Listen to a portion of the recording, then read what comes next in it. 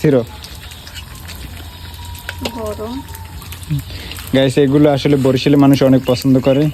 খাই দেখো কেমন লাগে। আচ্ছা, আমি পরে খাবো। আর এটা হলো শুধু বাটা লাগে, এর ভিতরে চিনি, মরিচ, না চিনি আর লবণ দিতে হয় না, চিনি লবণ দিতে আর জিরা, আর এই পাশে তেলের উপর দিয়ে ভাজতে হয়। ভালোভাবে ফুললে পিঠাটা অনেক সুন্দর দেখায়। তুমি আর দেখেন এই গাইস, এটার অবস্থা এই পিঠার, এটাকে দেশি বড়া পিঠা বলে।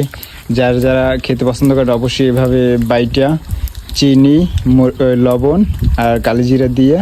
কালি জিরা না, কি এমনি যে জিরাগুলো গোস্তের ভিতরে যে জিরাগুলো। ও আচ্ছা, তারপর মাখাই নেবেন। তারপরে এরকম তেলটা গরম করে এক চামচ দিবেন, দেখবেন অটোমেটিক পিঠা হয়ে গেছে।